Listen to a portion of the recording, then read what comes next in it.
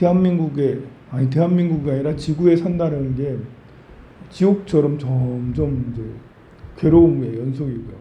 나이가 들면 점점 몸도 약해지고, 뭐 경제력도 약해지고, 사회적 능력도 약해지고 하기 때문에 마음 다스림이 필요한데, 마음 다스림이라는 게 지식도 약간 필요하거든요. 자기 자존감이 있어야 되니까.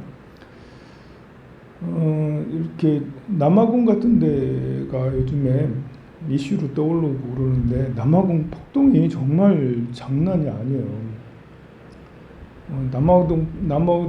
남아공 폭동은 그냥 이렇게 약탈, 뭐 이렇게 군이 개입하고 경찰이 개입해도 경찰도 심지어 같이 약탈해. 어지간한 공장들은 다 불탔어요.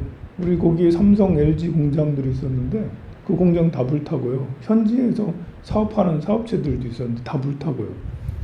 그러니까 이제 대충 공장들이나 이런 것들은 다 불타고, 불타기 전에 이제 테레비 와 엄청 80인치, 70인치 테레비 쭉 약탈해. 냉장고 가져가고, 삼성에서 LG에서 나오는 그 제품들 있잖아요. 다 이제 세벼 가는 거지. 안 가져가는 사람이 바보일 만큼이나, 뭐 이렇게 대형 마트들도 전부 다 이제 뭐 다 약탈. 그러니까 온 국민이 다, 그 시민들이 전부 다 약탈자가 돼가지고 너도 나도 없이 다 들고 오는 거예요. 그런 일이 우리나라에 벌어진다면 이 중에 약탈하지 않을 사람이 있겠나? 그 너무 심각하더라고요. 그게. 그 모든 상품점들이 전부 다 그냥 망했다고 보면 돼요. 그렇게 된 이유가 보면 남아공 대통령이 진짜 말도 안 되는 대통령, 완전 범죄자예요. 범죄자인데 뭐 결혼도 몇 번이나 하고, 뭐 좀 약간 이제 이상한 사람이에요. 정상적인 사람이 아니에요. 근데 남아공은 이제 정치 체제가 직접 선거제가 아니라 대통령제가 간접 선거라서 국회의원들을 많이 뽑고 그 중에 누가 이제 그 대통령을 하는 거라서 다수당에서 표를 많이 얻으면 대통령이 되는 건데, 그 사람이 어떻게 정치력을 잘 발휘했는지 대통령을 하다가 부정부패가 너무 심해가지고, 부통령이 우리 대통령 너무 부정부패 심하다 해가지고 감금을 시켰어요. 감옥에 보냈어. 대통령 재임 중에 지금. 그래 법원에서도 이렇게 이 대통령이 더 이상 수행을 해서는 안 된다라고 법원에서도 이제 이렇게 그 판결을 내려서 들어갔는데요. 아직 판결을 받지 못한 부정부패 혐의에 대해서는 아직도 판결이 나오지 않은 상태야. 그러니까 이 사람은 평생 계속 감옥에 가 있어야 되겠죠. 그런데 그렇게 말도 안 되는, 어떻게 말도 안 되는지는 나도 정확하게는 몰라요. 그냥 주워 들은 거라서. 내가 그 남아공 부정부패까지 내가 어떻게 알겠어요. 그렇게 말도 안 되는 사람도 지지자가 있다는 거야. 세상에. 지지자. 그 부족이 있대요. 그 사람, 감옥에 간 대통령의 지지자들이 같은 부족들이래. 그 부족들이 농성을 시작을 했어요. 농성을 했는데 그 농성이 과격해지더니 폭동이 되더니 그게 이제 온 시내 전역에 그런 지금 대폭동 사태가 벌어진 거죠. 군이 개입해도 잡혀지지가 않는데요.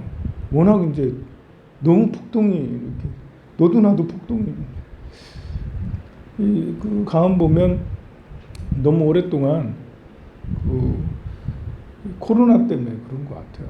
코로나가 너무 오랫동안 이렇게 진행되면서 선풍기 꺼도 돼요.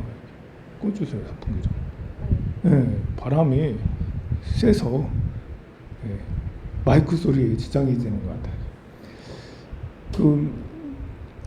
코로나가 너무 오래 진행이 돼가지고 이제 이렇게 경제가 마비되고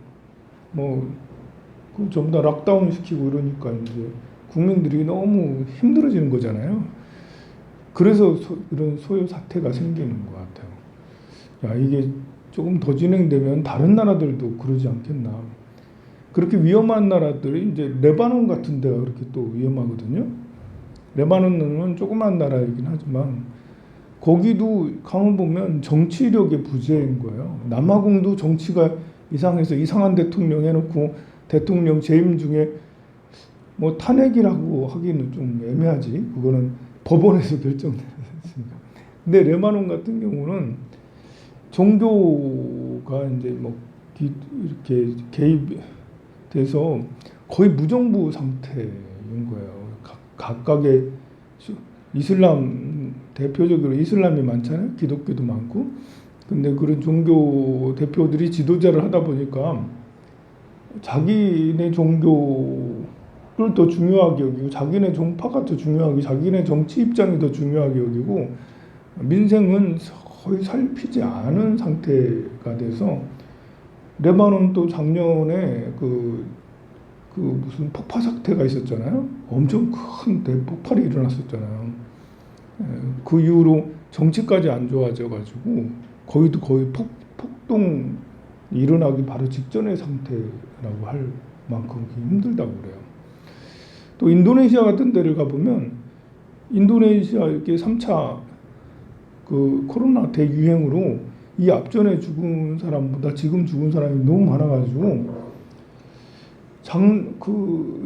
이렇게 장례 행렬이 끝없이 이어지고 이게 묻으려면 사람을 묻어야 되는데 일손이 부족할 정도로 땅 파서 묻어야 되는 땅 파는 일손이 부족할 정도로 그렇게 많은 사람들이 죽고 그렇대요. 우리나라 그 교민들도 인도네시아 많이 거주하는데 14명인가 코로나로 인해 죽었는데 근래 이제 2달 동안에 한 6명인가 죽었다 할 만큼 그 지금 3차 델타 변이가 정말 세계를 강타하는 것 같아요. 그런 와중에 영국이나 싱가포르 같은 데는 또 우리 이제 방역이 아니라 우리 이제 락다운 이제 풀겠다고 그만하겠다고 락다운을 그냥 자유롭게 살겠다고 영국 같은 경우는 델타 변이 환자가 더 많아지는데도 불구하고 그래도 우리 락다운 안 하겠다고 이제 선언을 했어요. 그 이유는 사망자가 점점 줄기 때문에 그래요. 아니, 그 환자는 더 많아지는데 사망자가 줄고 있대. 백신 접종률이 굉장히 높아가지고 영국이 제일 높은 나라 중에 하나잖아요. 그러니까 백신 접종을 받은 사람은 이렇게 델타 변이도 잘 안 걸리지만 2차까지 받은 사람은 근데 걸려도 그냥 경증이라는 거 중증까지 안 간다, 사망까지 안 간다라는 거예요. 그래서 영국은 비교적 안정적으로 델타 변이가 많아도 또 영국의 환자 수가 많은 게 검사를 그렇게도 많이 한대. 검사를 엄청 많이 하니까 그래서 환자도 많고 싱가포르 같은 경우는 본래 이제 방역을 너무 철저히 잘 해왔는데요. 이번에 싱가포르도 이렇게 그 접종을 굉장히 많이 했거든요. 그러니까 싱가포르도 우리도 이제 락다운 이런 거 안 한다고 그렇게 한 것 같아요. 그런 와중에 남미에 또 다른 변이가 생겨났어요. 델타 변이보다 더 무서운 변이가 나타났다. 더 심하다.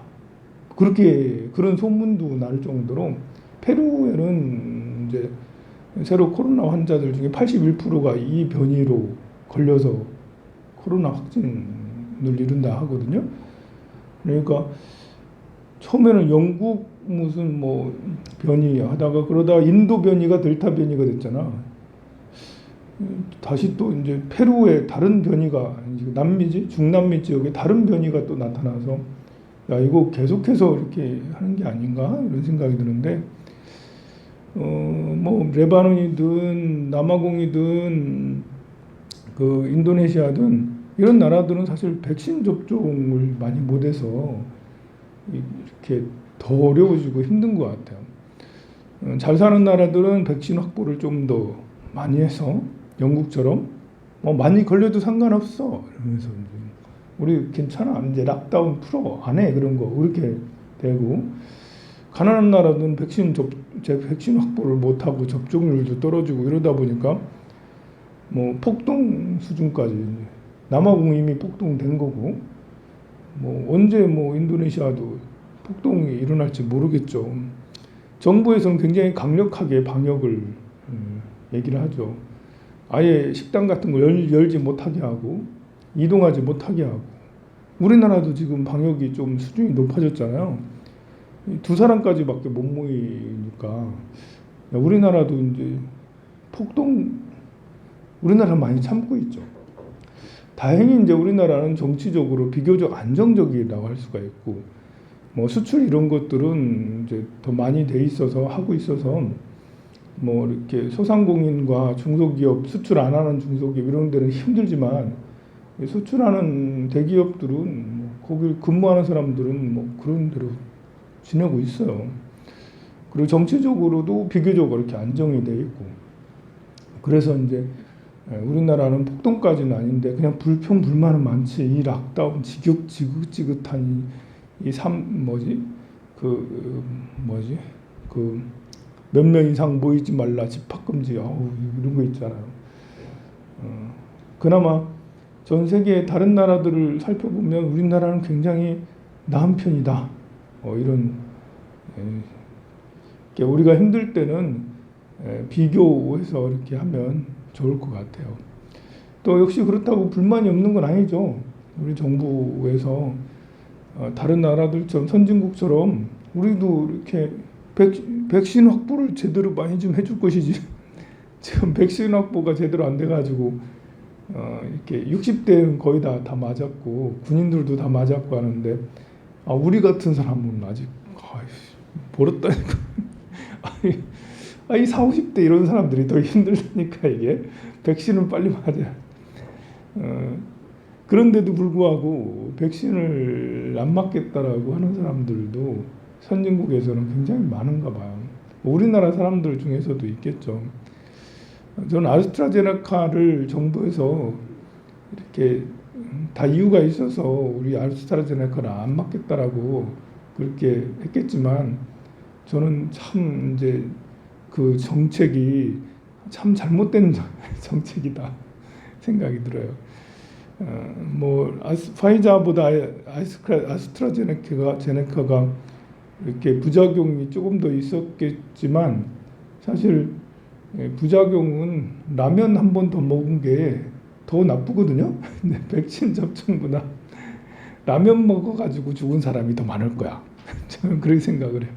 좀 설탕을 좀 많이 먹어가지고 당분을 그냥 당분이 아니라 시럽 당분 있잖아요. 과당 이런 것들을 여러분들 이제 저한테 어제도 저 기장 가가지고 주스를 이렇게 먹어서 제 천도제를 지내면서 망고 주스라고 딱 사주셨는데 망고 주스를 착 먹으면서 이 안에 달달한 이 안에 시럽이 얼마나 많이 들었어 이렇게 다를까 이러면서 이것은 이게 먹는 게 더 나은 건가 아니면 버리는 게 더 나은가. 망고는 몸에 좋죠. 근데 거기에 시럽을 잔뜩 넣으면 시럽은 설탕보다 더 나쁜 거거든요. 이제 그냥 과일에 들어있는 당분도 사실은 좋지 않은 건데 그 경우에 따라서는. 그런데 이 시럽은 이거는 그 혈관 질환을 일으키는 가장 근본적인 거거든요. 그래서 저한테 이렇게 주스를 가져다 주시면서 그 슈퍼에 파는 것도 마찬가지예요. 음료수 있잖아요. 무슨 알로에 음료수 이런 거 때 좋잖아. 그 무슨 주스 이러면서 이런 것도 좋은데 사실 그 좋은 게 아니고 그 과당이 굉장히 사실 그런 거 먹고 몸이 심혈관 질환이 나빠져서 이제 뭐 혈당 이런 것들이 나빠져서 한 사람이 더 많아요 사실. 백신 델타가 아니라 아스트라제네카 백신이 그렇게까지 심각한지는 잘 모르겠지만 그래도 이렇게 하고 있는데 백신이 부족한 상황에서 또 안동에서 이렇게 생산하고 있는 게 아스트라제네카잖아요. 그래서 조금 그래도 이렇게 맞게 해주면 좋았는데 우리나라가 이렇게 정부에서 아스트라제네카를 이렇게 안 한다니까 북한에서도 아스트라제네카 줄 것 같으면 안 받는다고.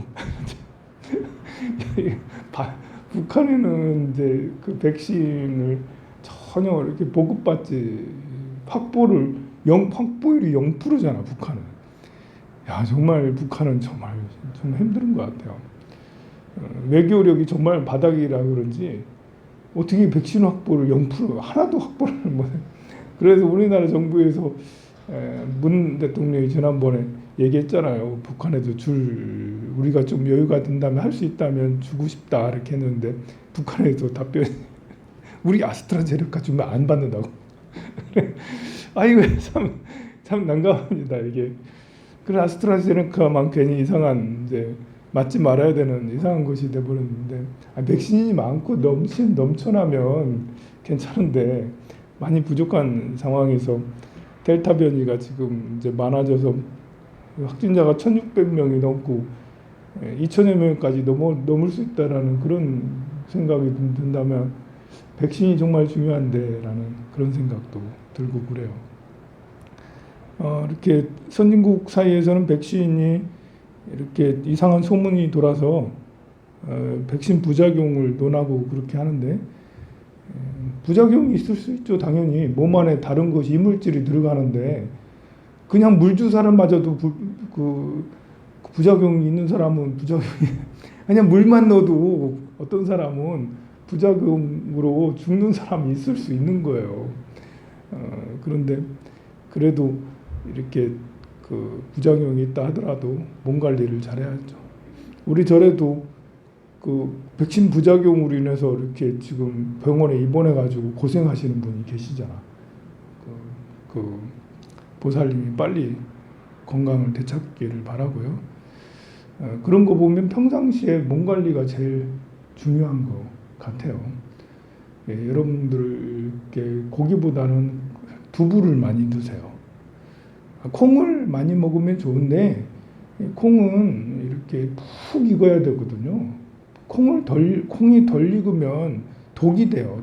그 안에 들어있는 성분 중에 안 좋은 성분이 있어서 콩은 무조건 푹 익어야 돼요. 그래서 밥할 때도 콩이 약간 덜 익은 그걸 좋아하는 사람도 있을 수 있는데 절대 그러지 독입니다. 그잖아. 사과씨가 청산가리랑 같은 성분이라고 하거든요. 잘 모를 땐 사과씨도 먹었던 적 있죠, 여러분들도. 씹어 먹다 보면 사과씨도 한 번씩 들어가. 그냥 이렇게 먹다 보면. 그런데 아니라니까 절대 먹지 말라는 게 사과씨. 그렇다고 모든 씨가 그런 건 아니고요. 호박씨는 우리가 얼마나 좋아해요. 호박씨는 없어도 그냥 뒤에서 호박씨 까고 그러잖아. 근데 이렇게 콩을 정제해서 두부로 먹으면 소화 흡수율이 굉장히 좋아요. 두부로 만들려면 굉장히 이렇게 팔팔 끓이고 막 이래야 되니까요. 그리고 그 팔팔 끓인 두부를 또다시 이제 요리를 해서 열에 가해서 먹기 때문에 푹 익은 이제 단백질이라고 생각하면 돼요. 그리고 이제 그 두부는 얼려서 보관해놓고 먹으면 단백질이 6배나 더 늘어난다라고 그래요.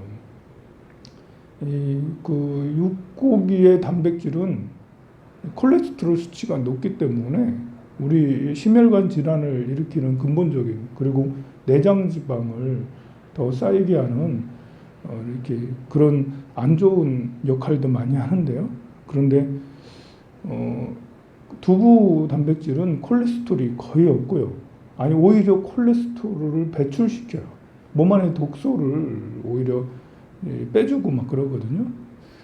그러니 독소를 빼주니까 피부 미용에도 좋고 또 단백질 우리가 이제 근육을 이제 만들려면 단백질을 꼭 있어야 되거든요.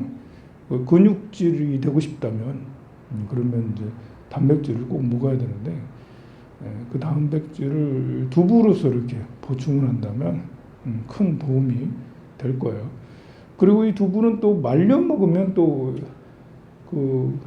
그 단백질 좋은 양질의 단백질이 된다라고 그러거든요. 그러니까 말린 두부도 자주 드시면 굉장히 좋을 거예요. 성불하세요. 네. 두부를 어떻게 말리냐고? 두부를 건조기에다 말리든지 에어프라이기인가 그런 거 있잖아. 그런 데다 해가지고 네, 말인가요? 그런가 봐요. 모르겠어요.